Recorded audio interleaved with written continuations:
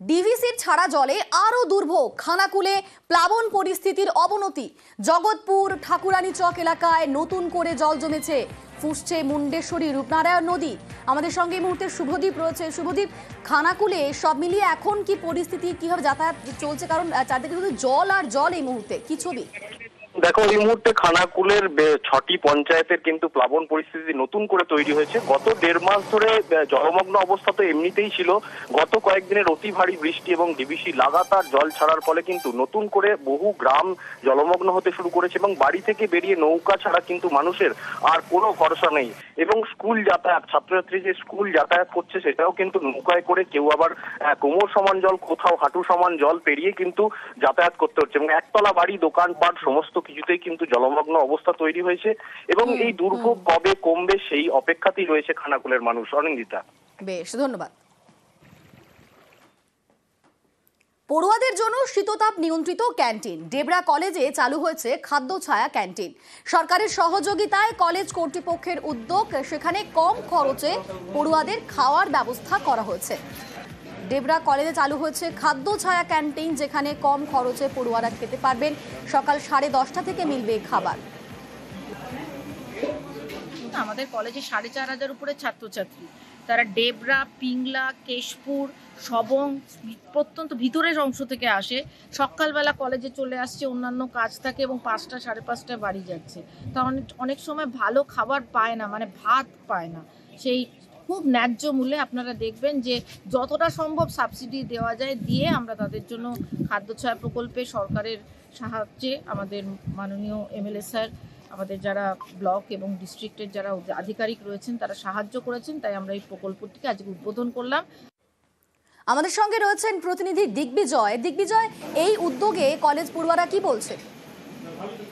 দেখো অনিন্দিতা, এই উদ্যোগে কিন্তু কলেজ যারা পড়ুয়া রয়েছে তারা যথেষ্ট খুশি। তার কারণ ডেবরার যে কলেজ, সেই কলেজ থেকে কিন্তু বিভিন্ন দূর দূরান্ত থেকে, অর্থাৎ টিংলা, সবং, পাঁশকুড়া, এমনকি খড়গপুর 2 নম্বর ব্লক থেকেও পড়ুয়ারা আছে। তারা ডেবরা এলাকায় সকালে কোচিং করে, কোচিং করার পরে তাদেরকে কলেজ জয়েন করতে হয়। অর্থাৎ তারা আবার বাড়ি যাবে, আবার আসবে। এই যে একটা সমস্যা, খাওয়ার যে একটা সমস্যা, সেই সমস্যার সমাধান করলো কলেজ কর্তৃপক্ষ। কারণ রাজ্য সরকারের যে খাদ্য ছায়া প্রকল্প, সেই প্রকল্পে শীততাপ নিয়ন্ত্রিত ক্যান্টিন খোলা হয়েছে, যেখানে খুশি পড়ুয়ারা। ধন্যবাদ। খাদ্য ছায়া ক্যান্টিনটা যে কলেজে খোলা হলো, এটা অত্যন্ত ব্যবহারিক দিকে থেকে খুব কাজ দেবে। তারপরে বহু স্টুডেন্ট আছে যারা সকালবেলা ডেবরাতে চলে আসে, আশেপাশে যে প্রফেসররা আছে তাদের কাছে টিউশন পড়ে তারা যদি আবার বাড়ি ফিরে যায়, বাড়ি থেকে ফিরে আবার কলেজে আসতে পারবে না খেতে। এখানে খাদ্য ছায়া যে ক্যান্টিনটা হলো, আগে ক্যান্টিন ছিল, তার সঙ্গে খাদ্য ছায়া জুড়ে দিতে এখানে ভাতের ব্যবস্থা, ভাত, তরকারি, ডাল, মাছ, মাংস, ডিম, এগুলো খাওয়ারগুলো আছে এবং তাতে বেশ একটা খুব রিজনেবল প্রাইসে তাদেরকে খাওয়াটা দেওয়া হচ্ছে। আমার মনে হয় এখানকার যারা ছাত্রছাত্রী তারা ইমেন্সলি বেনিফিটেড হবে। কাকসার বনাঞ্চল, সেখানে ক্রমশই বাড়ছে নেকড়ের সংখ্যা। গড় জঙ্গল, মাধাইপুর, লাউদোহায় থাবার ছাপ, ঘন ঘন থাবার ছাপ মেলাতে আশাবাদী বনকর্মীরা। নেকড়ের গতিবিধি জানতে বসানো হচ্ছে ট্র্যাপ ক্যামেরা। আমাদের সঙ্গে এই মুহূর্তে অর্পণ রয়েছে। অর্পণ, সেই ট্র্যাপ ক্যামেরায় কি দেখা যাচ্ছে? দেখো, দুর্গাপুরে যে সমস্ত বনাঞ্চল রয়েছে, বন দপ্তরের তরফ থেকে কিন্তু এই বিভিন্ন জঙ্গল লাগোয়া যে এলাকাগুলি রয়েছে সেখানে কিন্তু ট্র্যাপ ক্যামেরা বসানো হয়েছে এবং এই ট্র্যাপ ক্যামেরাতেই কিন্তু মূলত দেখা মিলছে যে একেবারেই কিন্তু তারা সংখ্যায় 7 থেকে 8টি করে দেখা যাচ্ছে এই ট্র্যাপ ক্যামেরা বন্দি যেটা দেখা যাচ্ছে বন দপ্তরের, সেখানে কিন্তু নেকড়ে দেখা যাচ্ছে এবং নেকড়ের সংখ্যা বাড়ছে। এটা বন দপ্তরও কিন্তু আশাবাদী এবং বিভিন্ন বনাঞ্চল জঙ্গল, যেরকম লাউদোয়া রয়েছে, কাকসার গড় জঙ্গল রয়েছে এবং মাদাইপুরের জঙ্গল, সেখানেও কিন্তু নেকড়ের সংখ্যা বাড়ছে, পায়ের ছাপ পাওয়া যাচ্ছে। যদিও শুধু নেকড়ে নয়, নেকড়ের পাশাপাশি কিন্তু হরিণ, ময়ূর, এদেরও কিন্তু সংখ্যা বাড়ছে। যদি সমস্তটা গোটাটা বিষয় কিন্তু বন দপ্তর তারা নজরদারি চালাচ্ছে এবং বিশেষভাবে তারা নজর রাখছে। ধন্যবাদ।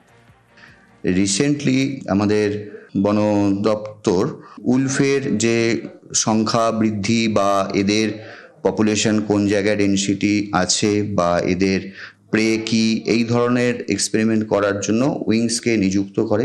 তারা বেশ কিছু জায়গায় ক্যামেরা ট্র্যাপ বসিয়েছে এবং যে ছবিগুলো তার থেকে পাওয়া যাচ্ছে বেশ সন্তোষজনক।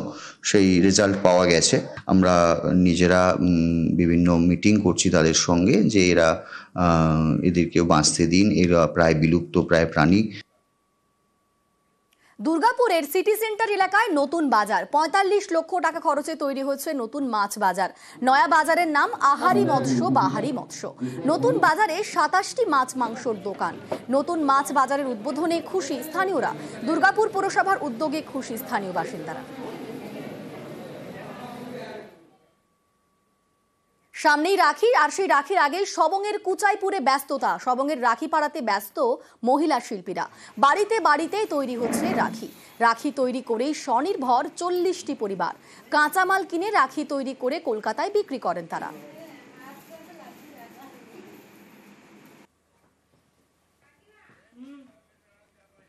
সবংয়ে ইতিমধ্যেই ব্যস্ততা শুরু। সবংয়ের রাখি পাড়া, সেখানে ব্যস্ত মহিলা শিল্পীরা। বাড়িতে বাড়িতে তৈরি হচ্ছে রাখি। রাখি তৈরি করেই স্বনির্ভর ৪০টি পরিবার। কাঁচামাল কিনে রাখি তৈরি করে কলকাতাতে বিক্রি করেন তারা।